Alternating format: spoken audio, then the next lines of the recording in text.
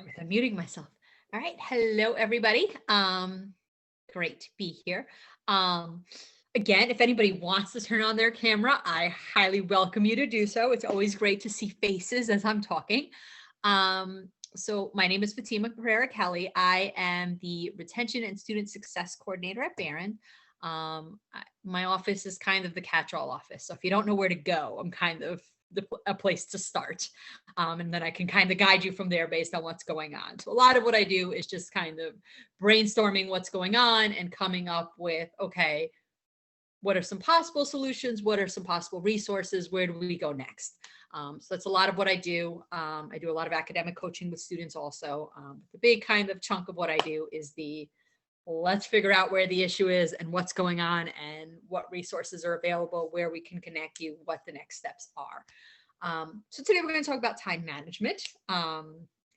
I think one of the most important topics for college. I truly believe that a big part of being successful in college is mastering time management. I also truly believe that anyone can be successful in college. And if you show me their time management skills and their habits and behaviors, that I can figure out what the issue is on why they're not being successful. So realistically, I think that everyone can get really high grades just by changing a few of their habits around. So before we get started, I am going to ask a few questions. I'm going to ask you guys to just you could either unmute yourselves and talk if you're comfortable doing it that way, or you can just throw it in the chat, just to kind of get an idea of who's on today and kind of where we're at and what we're looking towards. Okay. So the first question I'm going to ask is kind of what year everyone is. If we got freshmen, sophomores, juniors, seniors, just to kind of get an idea of where we're at.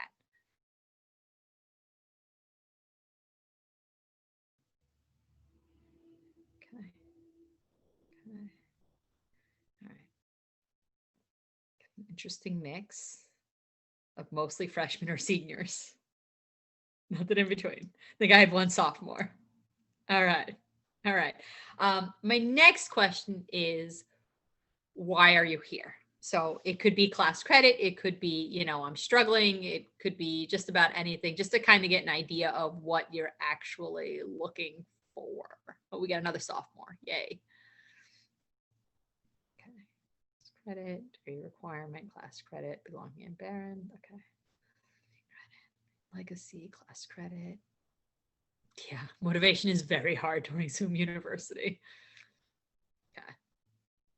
Okay. All right. Okay. All right. So a lot of people are here for class credit, which is the usual for these. Again,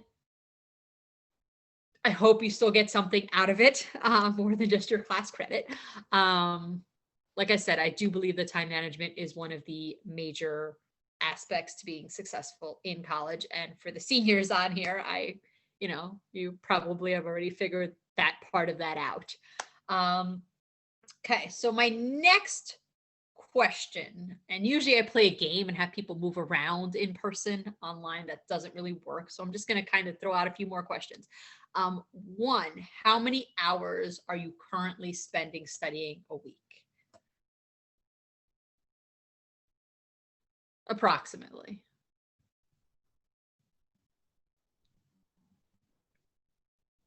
Ooh, okay.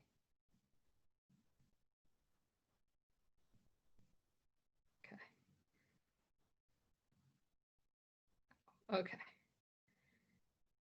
Okay. All right. So those numbers are pretty low, and it might have been how I phrased the question. But we'll get back to that in a second. And then who is actually reading their textbook? Just a quick yes or no. Doing the reading assignments.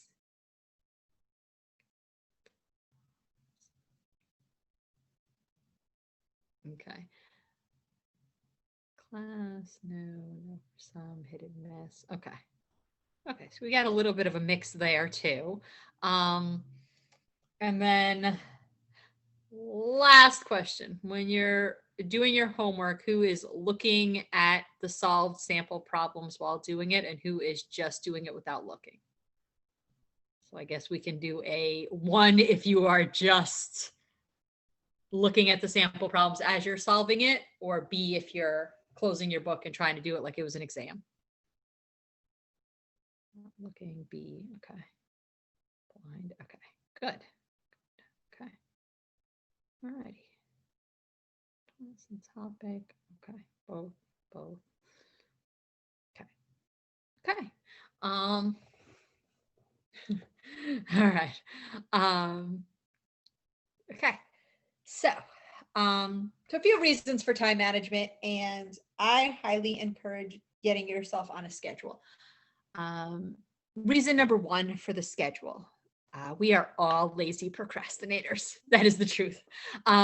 So what happens when you're not on a set schedule? Okay. We look at our time, and especially for the freshmen in the group, you're coming from high school where you had 30 hours in a classroom a week and maybe 5 hours of homework, and you had straight A's. It was great. Things are a little bit different in college. You have about 13 hours in a classroom, okay? And for those 13 hours, realistically, it's approximately 30 hours of homework, classwork, reading, okay? The problem is when we look at our schedules and we see all this empty time, our natural procrastinators come out, and we can do it tomorrow. We can do it the next day. We can do it the week after. You know, in high school, I only looked at the stuff the night before the test. That should work still. The problem becomes twofold. One, in high school, you had tests more often and there was less material on those exams. So looking it over the night before, you could probably catch up on everything you needed to catch up on. That's not the case for college when you're looking at 5 to 10 chapters per exam. Okay. So that's one. Two, the exams are a little bit different. So a lot of times in high school, you are looking at the exam is designed to test what you've remembered, right? So they give you information, they want you to spit it back, right? That's the exam. So as long as you memorized it, you were good to go. In college, and this is my analogy that I love using for college exams, and it usually resonates with everybody, so I'm going to continue to use it. But so you sat in class, and again, this is a very simplified example, but you sat in class and you learned about apples. They taught you everything there was about apples, every kind of brand, every kind of flavor, everything there was to know about apples, how they grow, where they grow best, how to water them, everything. You know everything there is to know about apples. You sat down and you read your book, and it was all about apples, and it continued to tell you about how to grow apples. And then you went to that exam, and you sat down at that exam, and all the questions were about oranges. Okay. And there's a reason for that. Like, it's not just because they like to mess with you. The goal is different. So in high school, they wanted to see that you can repeat back, that you can learn this basic stuff and give it back to them. They are training you to graduate. In college, they're training their peers, right? So faculty in college did not necessarily go to school to become teachers. They went to school for the area that they're teaching in. Their passion is that subject. And at any given moment, they can decide, you know what, kind of done teaching. I want to go back in the field. And they have the degree and the capability of doing that. And in that case, you would be their coworker. And they would really like you to be well trained enough to be able to do the job. They don't have to do it for you. Okay. So they're training you at a different level. And if you're just repeating back, all you've done is memorize. They want to make sure that you understood that material in a way that you could apply it to something similar but different, right? So they taught you about apples. They want you to apply it to oranges. Okay. And all of that is to say that what you're doing is different in college, so it takes more time. You're not just studying, you're not just remembering, you're not just repeating it back to yourself. You're trying to understand it. You're trying to connect it to stuff you already know. You're putting it in your own words. Learning is a permanent change. And to build those connections and make those permanent changes takes time. So if you try to leave everything for last minute, what ends up happening is A, you end up really, really stressed and probably visiting personal counseling. But B, you end up not having enough time to really get a full grasp of what it is you're looking at. Okay. So the schedule helps us to kind of plan out our time accordingly so that we can start nice and early and really be on top of it.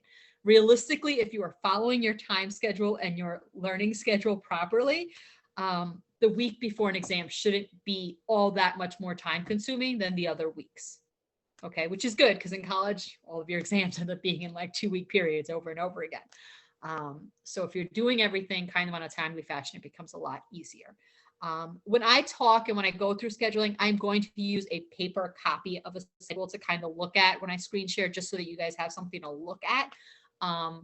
You can use just about anything for scheduling these days. There's tons of amazing apps. If you use like a Google Calendar, you can set reminders on it. So again, use what you're comfortable with. I'm going to use the paper just so that we're all kind of talking about the same thing while we're talking. Okay. So I'm going to start with my screen sharing really quickly. Let's see, we'll do this one. Okay. Can everybody see that? Assume that's a yes. All right. So this is just a blank grid schedule, right? And when you're setting up a schedule to start with, my first thing that you always want to put on there is your fixed appointments, right? The stuff that does not change. So for a student, obviously, any of your classes are fixed appointments. If you have a work schedule, I would put that down as a fixed appointment. Now, if your schedule varies from week to week, usually what I recommend is you usually set up a time where your boss knows that you can work. So the schedule that you supplied as you could, even though you're not going to work all of those hours necessarily, if you said that you could work, those 3 days from this time to that time, I would just block it off as work time. If you end up with extra time, that's always a wonderful thing. But as you're planning, you kind of want to make it as consistent as possible for yourself. Okay. So fixed appointments. If you have any appointments that you do weekly, so if you go to personal counseling weekly, if you see tutoring weekly, if you know that, your family is close enough and Sundays you are doing like a Sunday dinner thing, and that's kind of a set time, then that's a set time. It's not open. Okay. So I would put down anything that is fixed on there. The next thing I would put on there is your self-care. Okay.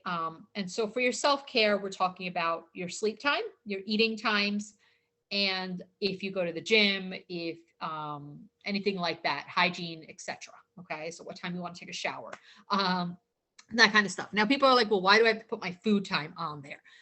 I have met with a lot of students, and it comes to their weeks where they are in midterms or finals or exam weeks. And what ends up happening is they are stressed out. It got to that week. They didn't have enough time. They were trying to cram things in and they skipped their meal or they didn't get enough sleep.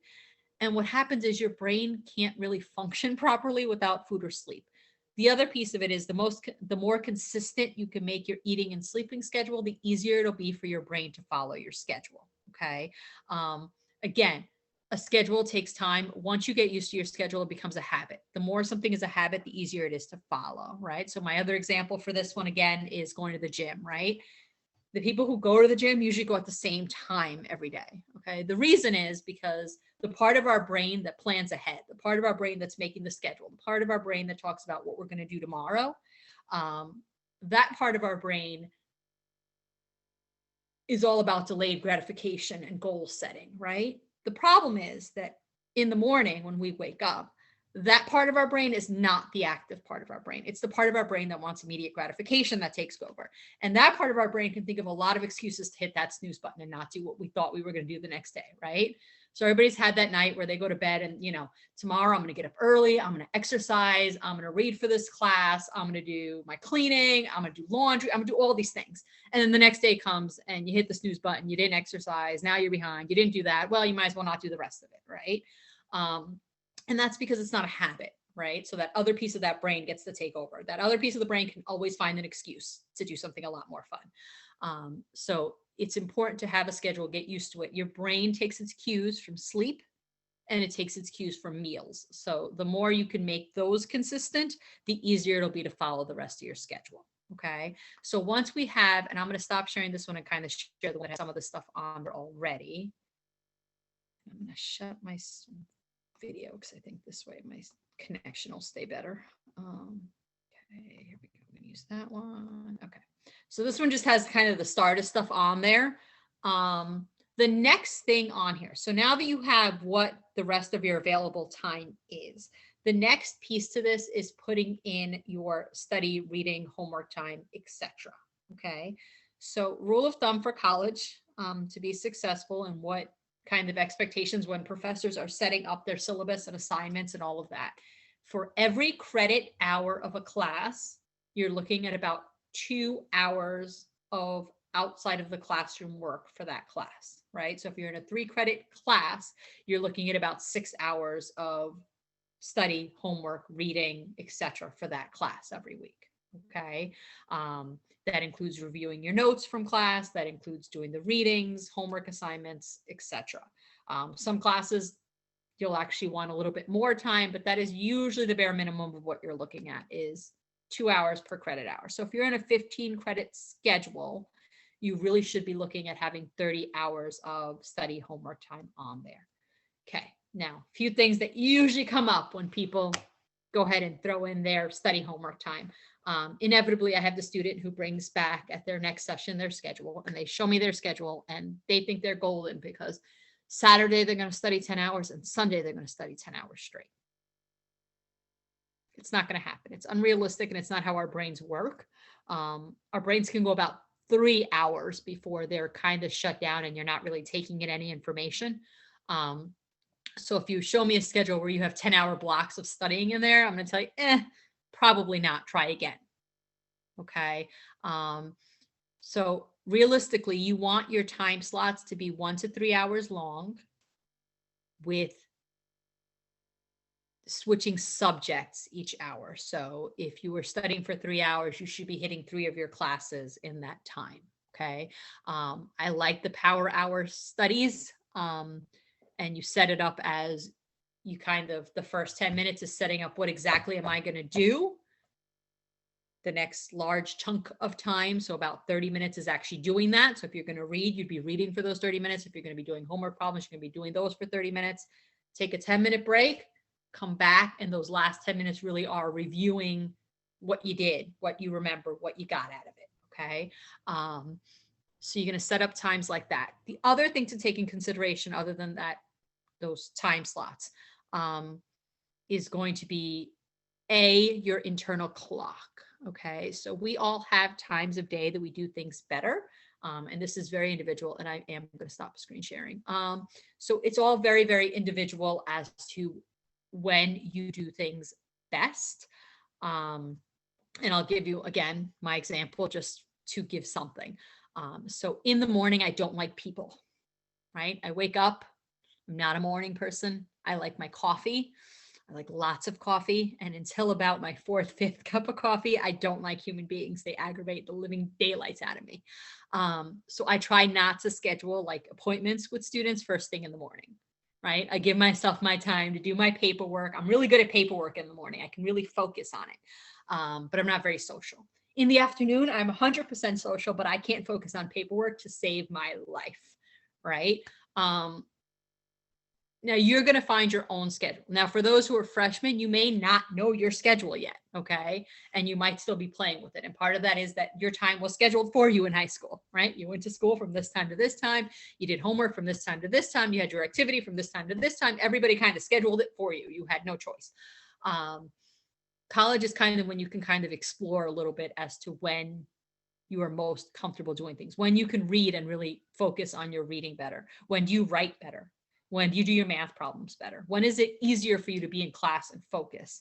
And again, first semester, your schedule, you kind of just got what you got and you called it a day. As you're making your schedules, kind of a plug to schedule early and meet with your advisors early and have a schedule ready and start paying attention to when you do better in classes. When are you at your best?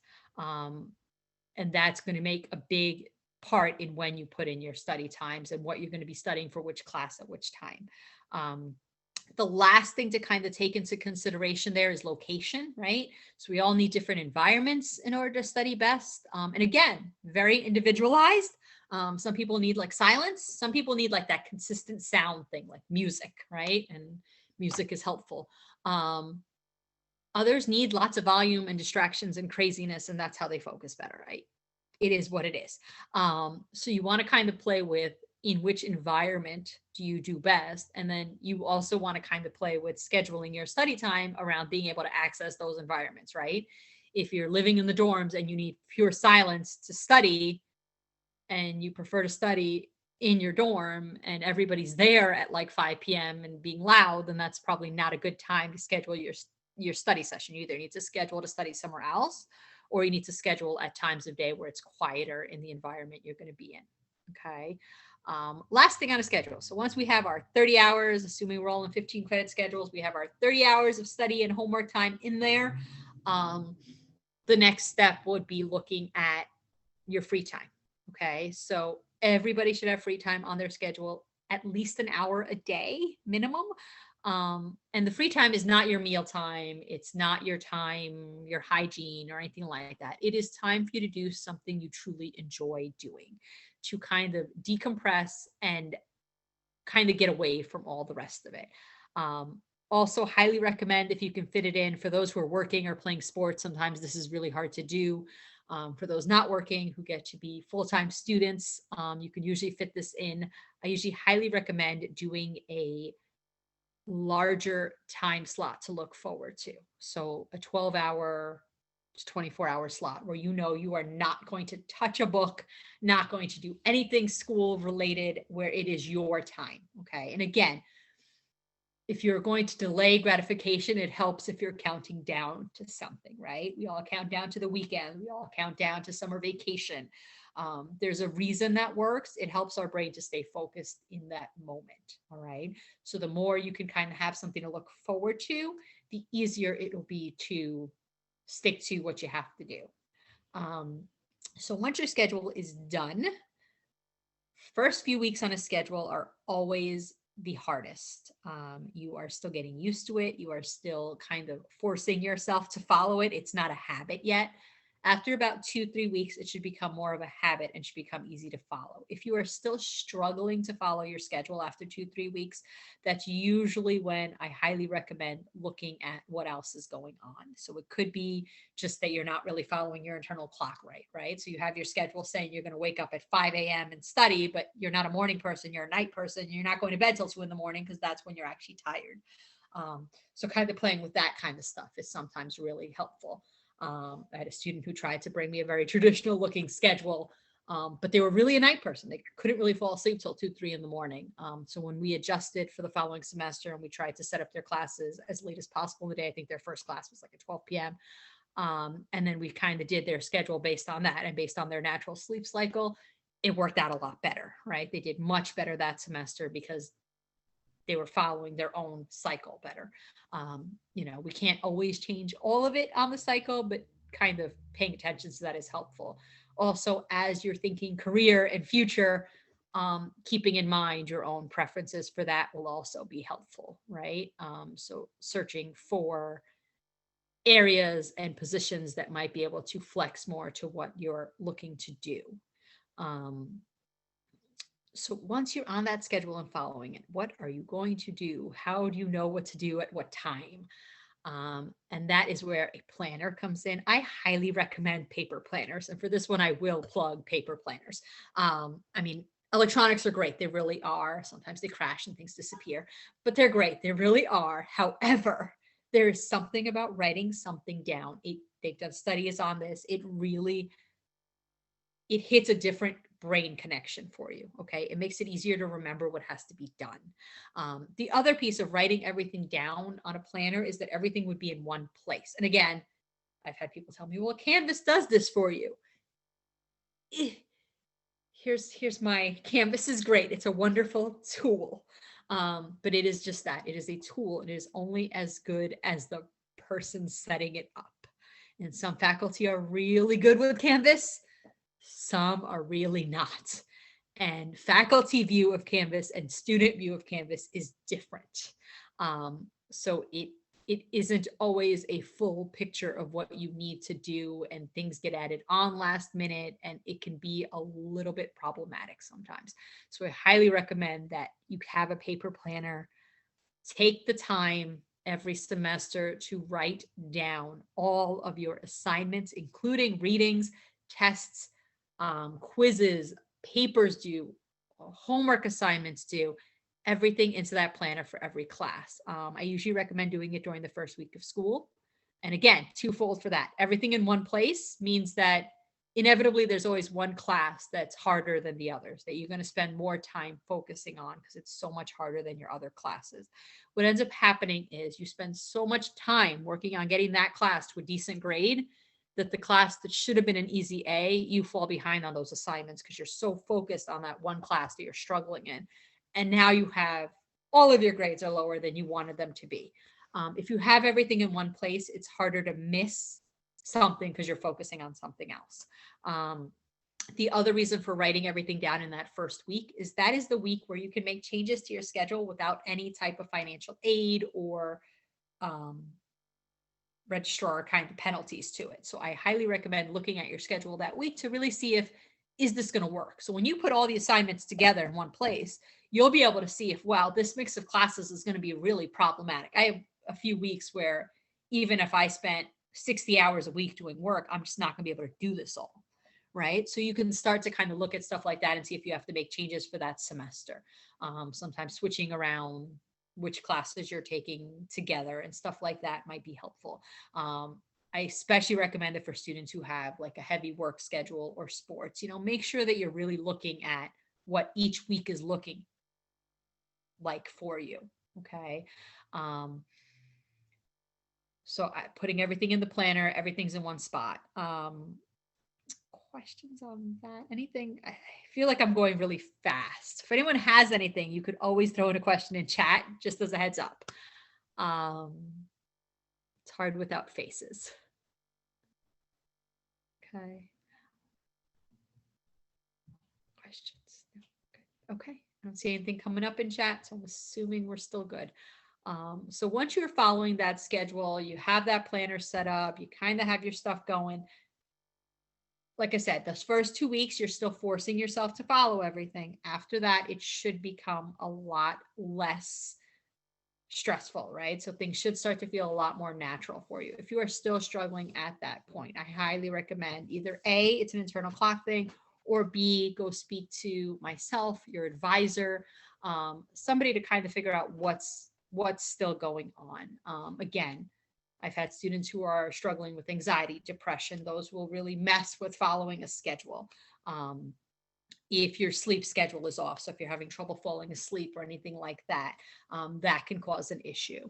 But at that point, if you're still struggling with the schedule after 2 to 3 weeks, I usually highly recommend come see someone and just kind of follow up with them. And that is kind of the bulk of the time management thing. So I'm actually going to open it up for questions at this point. So Melissa, I don't know if you want to stop the recording. I certainly can. Thank you, Fatima. One moment.